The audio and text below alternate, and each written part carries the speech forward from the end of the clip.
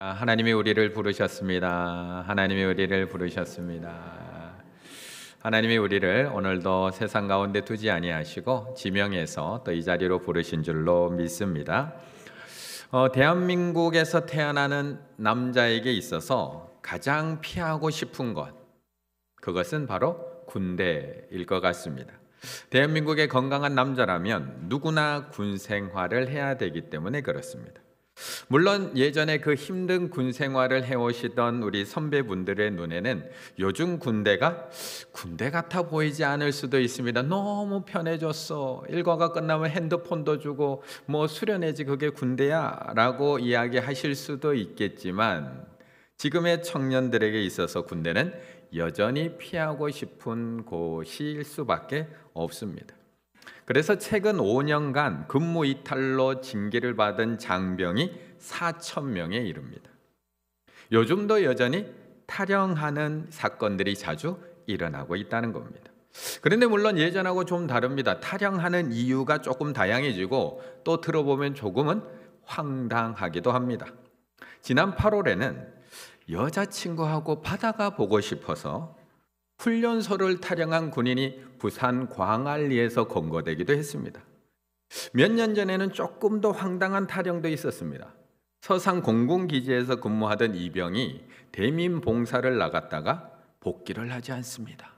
영화 어벤져스가 보고 싶어서 탈영을 합니다. 그리고 영화관에서 어벤져스를 다 보고 난 이후에 나와서 검거가 됩니다. 그런데 이렇게 금방 체포되는 탈영도 있지만 오랜 기간 검거되지 않고 떠돌아다니는 탈영병들도 꽤 많이 있었습니다. 1988년 경기도의 의정부에서 군생활을 하던 이모 상병은 여자친구 문제로 부대를 뛰쳐나오게 됩니다.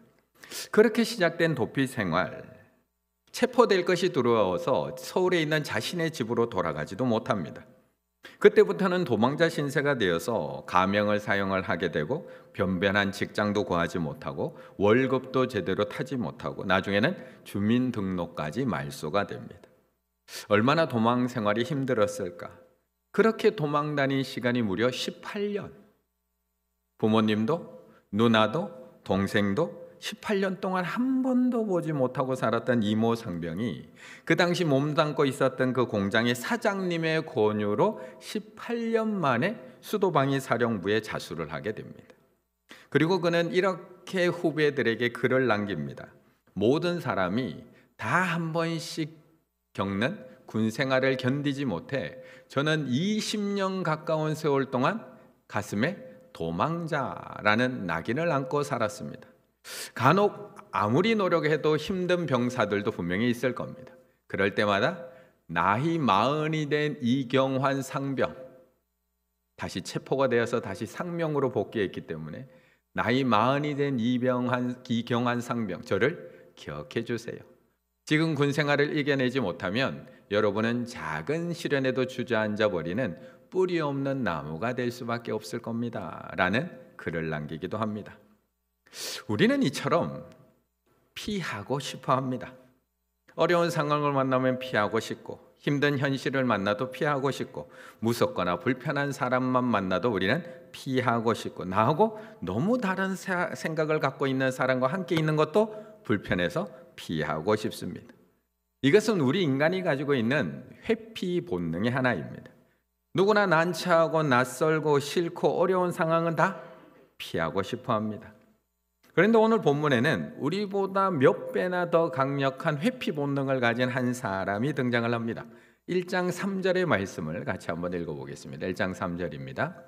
그러나 요나가 여호와의 얼굴을 피하려고 일어나 다시스로 도망하려 하여 욥바로 내려갔더니 마침 다시스로 가는 배를 만난지라. 여호와의 얼굴을 피하여 그들과 함께 다시스로 가려고 뱃삭을 주고 배에 올랐더라. 아멘. 사실 우리가 처음부터 하나님을 피하는 존재는 아니었습니다. 하나님께서 창조받은 우리들이기 때문에 처음에는 하나님과 함께 교제하며 함께 에덴 동산을 걸으며 함께 하나님께서 만들어주시 그 안에서 함께 살아가던 존재입니다. 그런데 아담과 하와가 하나님의 명령을 어기고 선악과를 먹고 난 이후부터 우리는 하나님이 두려운 존재, 하나님으로부터 숨게 되는 존재, 하나님 앞에 피하는 존재가 되었던 겁니다. 그래서 창세기 3장 8절이 이렇게 얘기합니다. 그들이 그날 바람이 불 때 동산에 거니시는 여호와의 하나님의 소리를 듣고 아담과 그의 아내가 여호와 하나님의 낯을 피하여 동산 나무 사이에 숨은지라. 이처럼 우리는 죄의 본성을 가진 그때부터 하나님을 피하는 존재가 되어버렸습니다. 그래서 그런지 오늘 요나는 피하기 시작을 합니다. 하나님의 뜻을 모르는 것도 아닙니다. 하나님의 뜻이 애매한 것도 아닙니다. 하나님의 뜻은 너무나 분명합니다. 1장 1절에 보면 여호와의 말씀이 아미떼의 아들 요나에게 임하니라. 하나님께서는 오늘 요나에게 꿈과 환상으로 얘기해 주는 것도 아닙니다. 누군가를 통해서 이야기하는 것도 아닙니다. 너무나 분명하게 직접적으로 말씀이 임하고 있습니다. 1장 2절, 너는 일어나 저 큰 성읍 니느웨로 가서 그것을 향하여 외치라. 그 악독이 내 앞에 상달되었음이니라 하시니라. 너무나 분명합니다. 그런데 이 분명한 하나님의 메시지를 들은 요나는 하나님을 피해서 달아나기 시작을 합니다. 3절, 그러나 요나가 여호와의 얼굴을 피하려고 일어나 여호와의 얼굴을 피하여 그들과 함께 다시스로 가려고 뱃삭을 주고 배에 올랐더라. 요나가 여호와의 얼굴을 얼마나 피하고 싶었는지 2번이나 여호와의 얼굴을 피한다는 단어를 반복하면서 그가 하나님을 도피해서 달아나고 있음을 보여주고 있습니다. 그런데 사실 요나가 그렇게 하나님 앞에 늘 게으르고 뺀질거리던 종이 아닙니다. 요나가 하나님의 눈에 안 띄려고 늘 요령만 부리고 늘 어딘가 숨어서 있던 그런 태도 불량한 선지자가 아닙니다. 요나는 정말 얼마나 열심히 사역을 한 선지자인지 모릅니다. 자신의 나라였던 북이스라엘과 여로보암 2세를 위해서 정말 나라를 위해서 그리고 민족을 위해서 최선을 다하며 섬겼던 훌륭한 선지자가 요나입니다. 그래서 열왕기하 14장에 보면 그의 이야기가 이렇게 기록되어 있습니다. 이스라엘의 하나님 여호와께서 그의 종 가드헤벨 아미떼의 아들 선지자 요나를 통하여 하신 말씀과 같이 여로보암이 이스라엘 영토를 회복하되, 요나가 그렇게 말했다는 겁니다. 하나님의 말을 전해서 그대로 되었다는 겁니다. 하마더기에서부터 아라바 바다까지 하였으니. 이런 열심 있는 선지자 요나, 하지만 하나님이 나의 생각과 완전히 다른 명령, 내가 원하는 것과 전혀 다른 말씀을 나에게 하시자 요나는 여호와의 얼굴을 피해서 달아나기 시작을 합니다. 내 생각할 때는 반드시 죽고 멸망해야 될 아수르를 향해서 회개를 외치라고 하시는 그 하나님의 말씀, 명령을 도저히 받아들이고 순종할 수 없었던 요나는 그때부터 도망가기를 시작을 합니다. 그런데 우리라면 안 그랬을까요? 우리라면. 당시 아수르는 제국을 꿈꾸면서 주변에 있는 나라들을 침략하고 무너뜨리기 시작한 강대국이었습니다. 그래서 북이스라엘도 늘 그들의 침략을 불안해하고 있고 겁내하고 있었던 그런 상황, 그리고 실제로 40년이 지나고 나면 BC 722년이 되면 그 북이스라엘이 아수르에 멸망당하게 됩니다. 그런데 하나님께서는 그런 적국의 수도에 가서 외치라는 겁니다. 너희 악독이 하나님 앞에 상달되었으니 그러니 회개하라고 외치라는 겁니다. 아니, 망하도록 그냥 가만히 내버려야 되는 나라에 가서 너희가 잘못했으니까 회개하고 돌아오라고 외치라는 겁니다. 늘 나를 괴롭게 하는 저 사람이 하나님 앞에 천벌받아서 분명히 혼나야 되는데 곧 하나님의 심판이 임했으면 좋겠는데 그에게 가서 야, 너 잘못했으니까 빨리 회개하고 뉘우쳐, 그래야지 하나님이 너 용서해 주실 거야 라고 가서 이야기해 주라는 겁니다. 우리라면 했을까요? 우리라면 불편한 이웃집하고는 얼굴도 마주하기 싫은데, 불편한 사람하고는 교회 입구에서 오면 쭉 둘러서 교회에 들어오는데 그 말이 해주고 싶을까요? 그래서 요나는 여호와의 낯을 피하기 위해서 다시스로 도망가기 시작을 합니다. 당시 세상의 끝이라고 생각했던 스페인으로의 도피가 시작이 됩니다. 무려 4,000km나 떨어져 있는 곳, 당시에 비로는 무려 1년 정도를 가야지만 도착할 수 있는 곳까지 하나님을 피해서 도망가기 시작을 합니다. 설마 여기까지 쫓아오시겠어? 라는 마음을 가지고. 그런데 요나가 하나님만 피해서 도망갔을까? 그는 하나님만 피하지 않았습니다. 하나님을 피해서 달아나기 시작한 요나는 계속해서 숨어 들어가기 시작을 합니다. 계속해서 1장 5절 사공이 두려워하여 각각 자기의 신을 부르고 또 배를 가볍게 하려고 그 가운데 물건을 바다에 던지니라. 그러나 요나는 배 밑층에 내려가서 누워 깊이 잠이 든지라. 그는 하나님으로부터만 도피하는 것이 아니라 현실에서도 도피하기 시작을 합니다. 세상은 온통 난리가 나 있는데 그는 배의 가장 아래층에 내려가서 깊은 잠으로 내려가 있습니다. 바다 위에는 큰 바람이 일고 큰 폭풍이 일어나서 배가 거의 깨어지게 되었는데 세상을 흔들어서 깨워야 될 이 선지자 요나는 나와는 아무런 상관이 없는 듯이 깊은 잠에 들어 있습니다. 사공들은 두려워서 각자의 신들에게 신을 부르면서 어떻게든 살아보려고 몸부림치고 있는데 그는 배 밑층에 내려가서 홀로 깊이 잠들어 있는 그의 모습을 우리에게 보여줍니다. 이처럼 모든 도피의 시작은 이렇게 시작이 됩니다. 아담과 하와가 하나님을 피해 숨은 곳으로부터 하나님으로부터 멀어지기 시작했던 것처럼 요나도 마찬가지입니다. 하나님의 얼굴로부터의 도피, 하나님의 말씀으로부터의 회피가 점점점 하나님과 멀어지게 만듭니다. 점점 더 현실과도 멀어지게 만듭니다. 다른 사람의 아픔, 슬픔 눈에 보이지 않습니다.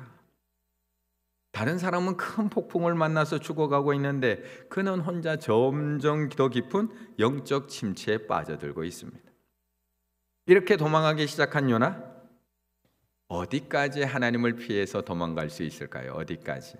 1절의 말씀을 함께 읽습니다. 1절입니다. 요나가 물고기 뱃속에서 그의 하나님 여호와께 기도하여. 아멘. 요나의 도피가 처음에는 참 성공적이어 보입니다. 순적해 보입니다. 왜냐하면 하나님을 피해서 내려가던 길에서 마침 다시스로 가는 배를 만난지라.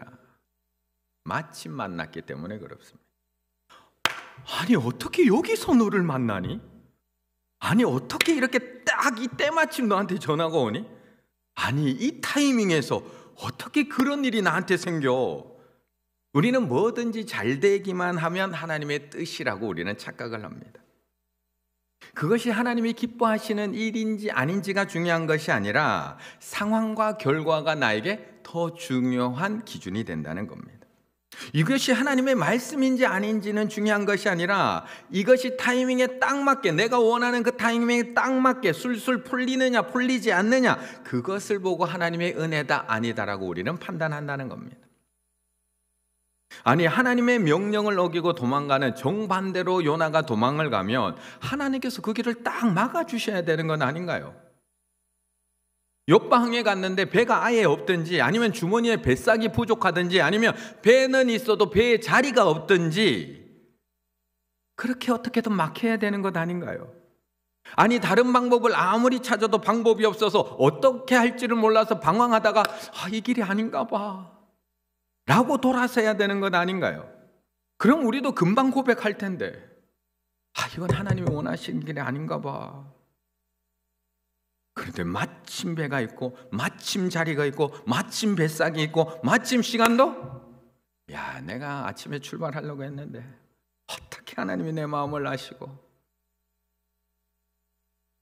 하나님도 드디어 내 마음 아셨나 봐. 내가 이스라엘을 얼마나 사랑하는지 하나님도 드디어 나를 이해해 주셨구나 라고 생각을 하며 배에 오르게 됩니다. 그런데 하나님과 멀어지는 일이라면 사단도 마침 그 일을 나에게 행하지 않을까요? 마침 그 길을 나에게 열어주지 않을까요? 하나님과 멀어지는 길이라면.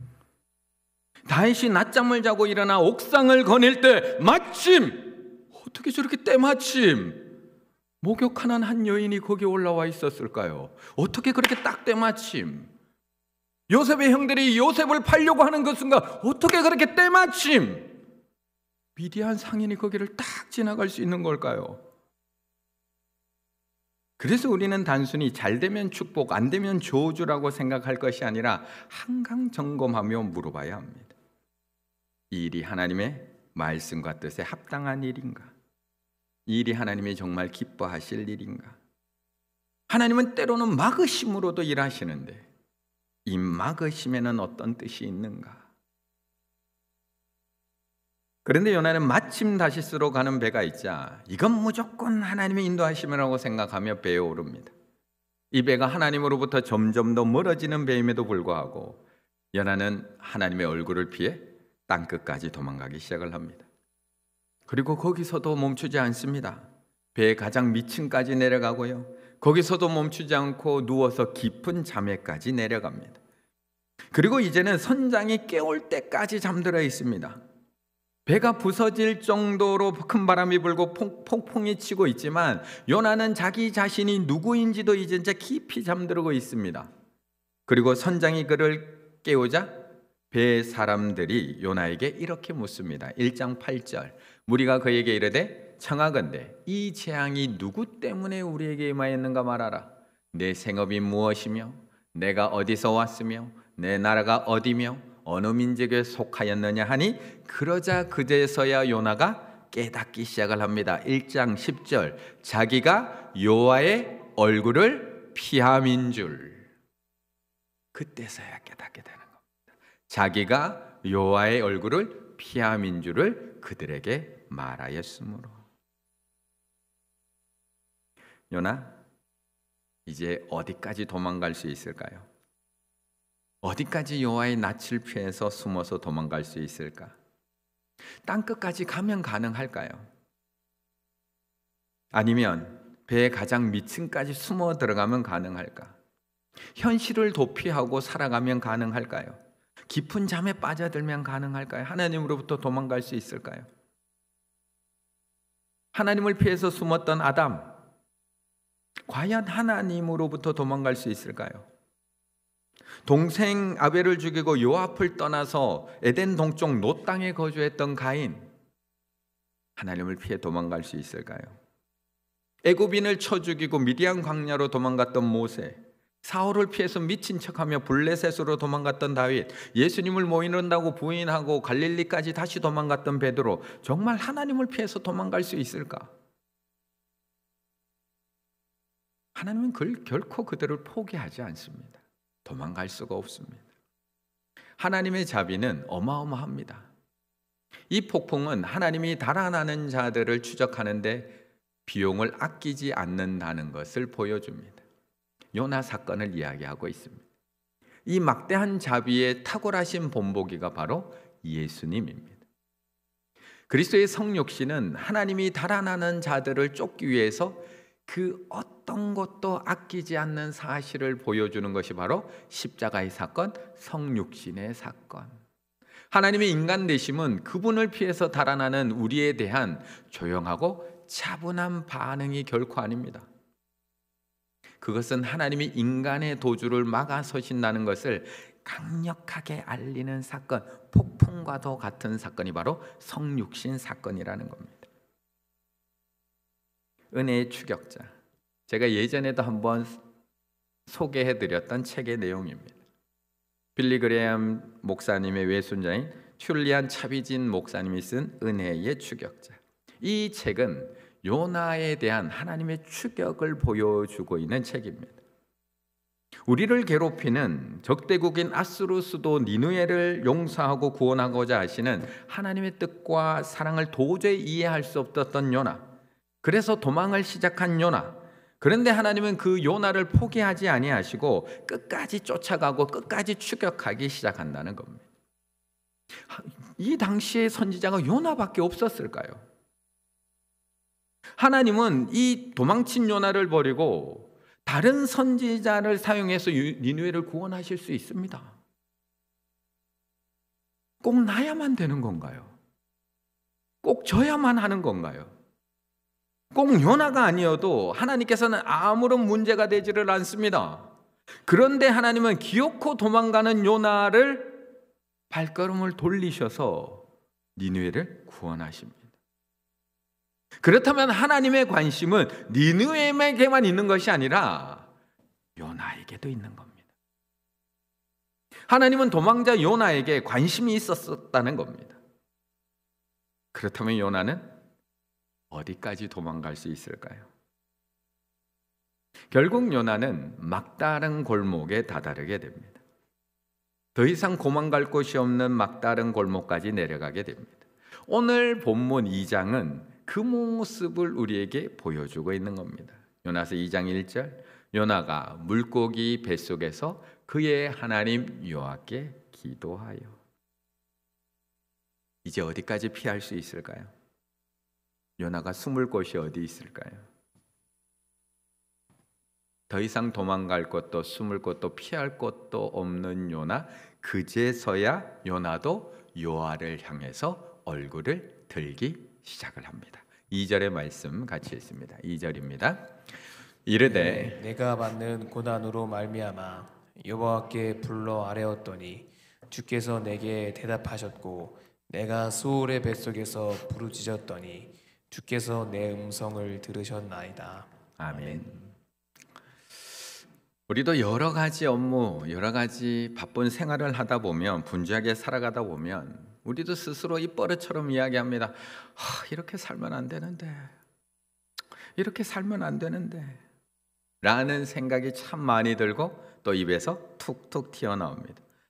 신앙생활 이렇게 하면 안 되는데, 가족들하고 이렇게 지내면 안 되는데, 정말 교회일도 조금 더 열심히 하고 어려운 이웃들도 좀 도우면서 좀 돌아보면서 살아야 되는데, 그런데 그런 생각은 잠시뿐, 또 바쁜 현실과 생활 속에서 올 한 해도 벌써 11월 중순을 지나고 계십니다. 그럼 우리는 12월이 지나면서 또 결단합니다. 내년에는 이렇게 살지 말아야지. 내년에는 하나님 더 잘 믿어야지. 내년에는 신앙생활 더 잘해야지. 내년에는 꼭 성경 못 읽었던 것도 있고, 내년에는 큐티 해야지. 내년에는 가정 예배 드려야지. 내년에는 가족들하고 시간을 좀 더 많이 보내야지. 내년에는 어려운 교우들, 어려운 구역 식구들도, 어려운 이웃들도 좀 돌보며 살아야지. 그런데 내년에는 되던가요? 올해도 작년 기준으로는 내년이었는데, 그런데 어느새 아이들은 다 커 있고요, 어느새 나는 나이 들어 있고요, 어느새 교우들은 나와 점점점 멀어져 있고요, 어느새 하나님과도 한없이 멀어져 있는 나의 모습을 발견하게 됩니다. 그런데 우리는 어디까지 피할 수 있을까요? 우리는 언제까지 하나님의 얼굴을 피해서 숨어 있을 수 있을까? 어디까지 도망가실 수 있을까요? 하나님은 우리가 하나님과 한없이 멀어지도록 우리를 그냥 내버려 두실까요? 요나를 그렇게 추격하신 하나님이 우리는 그냥 내버려 두실까요? 우리도 결국 요나처럼 더 이상 도망칠 수 없는 순간을 맞이하게 됩니다. 아무리 고개를 돌려도 길이 보이지 않는 막다른 골목을 만나게 됩니다. 그리고 그때서야 우리는 요나처럼 하나님을 향해서 얼굴을 들게 됩니다. 2절, 이르되 내가 받은 고난으로 말미암아 여호와께 불러 아뢰었더니 주께서 내게 대답하셨고 내가 수올의 뱃속에서 부르짖었더니 주께서 내 음성을 들으셨나이다. 몇 달 전에 오랜 시간 투병하고 계시는 한 집사님 댁에 신방을 갔습니다. 그랬더니 열심히 읽고 계시던 성경을 덮어놓으시고 저를 환하게 웃으며 맞이해 주셨습니다. 그러면서 하시는 그분의 말씀, 그동안 성경 일독이 그렇게 하고 싶었는데 매년 결단만 하고 매년 올해는 일독해야지, 올해는 일독해야지, 매년 마음만 먹었는데, 매년 바쁘다는 핑계로 기도도 제대로 못했는데, 지금은 하루 종일 성경만 읽고 하루 종일 하나님만 생각할 수 있어서 너무 좋다고 행복해 하십니다. 얼마 전에는 제 방에 고민을 가지고 한 어머니가 찾아왔습니다. 아들의 방황 때문에 정말 안 해본 것이 없는 어머니, 하지만 아무 소용이 없어서 결국 저에게까지 찾아와서 기도 부탁을 하십니다. 그러면서 하시는 말씀, 나머지는 다 내 계획과 내 마음대로 됐는데 어떻게 이 아들 문제만큼은 제 마음대로 안 됩니다. 만약에 이 문제가 없었다면 저를 찾아오셨을까요? 나머지는 다 내 마음대로 잘 되는데요. 정말 하나님 앞에 간절히 기도했을까요? 정말 내가 너무나 건강했다면 하나님은 온전히 붙드셨을까요? 정말 꼼짝달싹도 못하는 그 시간이 아니었다면 정말 내가 다시 성경을 펼치셨을까요? 정말 우리 가정에 아무런 문제도 없고 모든 일이 잘 되기만 했다면 하나님을 이토록 간절히 찾고 부르짖으셨을까요?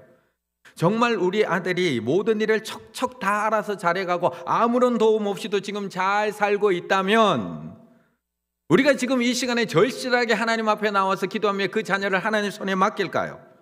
저의 아들이 이번 입시에서 지금 수시 지원해 놓은 것 중에 가장 원하는 학교에 덜컥 합격을 했다면 어젯밤에 저한테 와서 아빠 기도 더 해야 될 것 같아요 라고 저한테 이야기했을까요?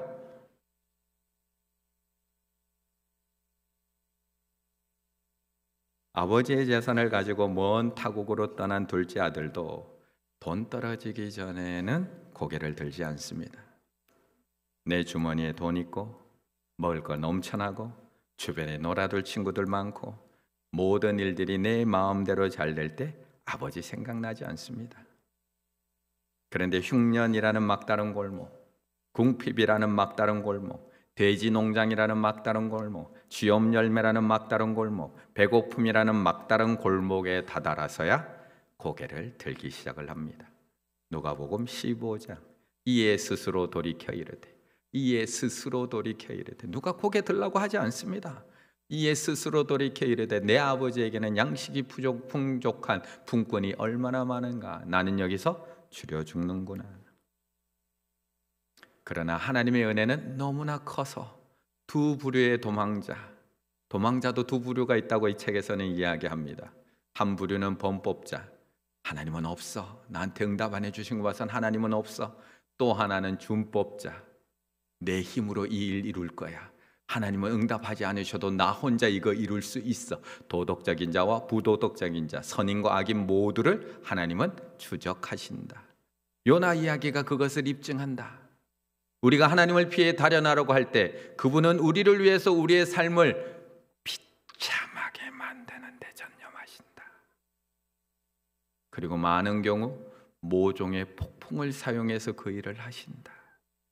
하지만 그것은 형벌이 아니라 자비로운 개입이다. 형벌이 아니라 자비로운 개입이다.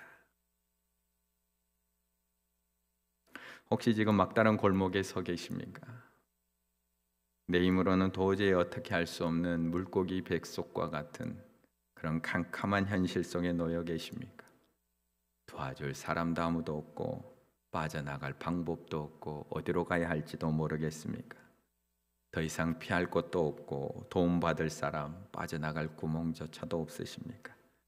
그렇다면 그것은 하나님의 형벌이 아니라 자비로운 개입인 줄로 믿습니다. 막다른 골목 앞에서 다시 하나님을 기억하고 다시 하나님을 바라보고 다시 하나님만 붙들기 위한 하나님의 자비로운 개입입니다. 하나님과 점점 멀어져만 가고 있는 우리의 신앙을 붙드셔서 다시 돌이키시는 하나님의 추격입니다.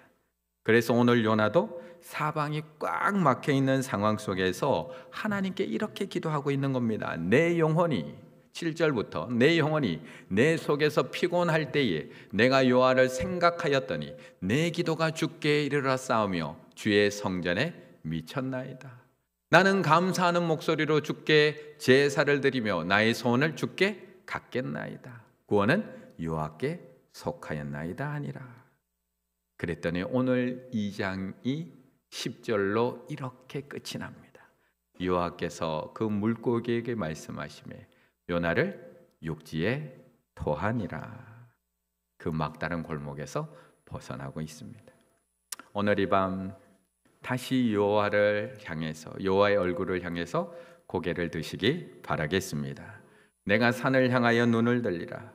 나의 도움이 어디서 올고 나의 도움은 천지를 지으신 여호와에게서로다. 이 시편 기자의 고백처럼 사방이 막혀 있는 그런 물고기 뱃속에서 다시 하나님을 찾고 부르짖음으로 말미암아 다시 하나님의 길, 하나님의 뜻을 따라가실 수 있는 우리 충일의 가족들 다 되시기를 간절히 바라겠습니다.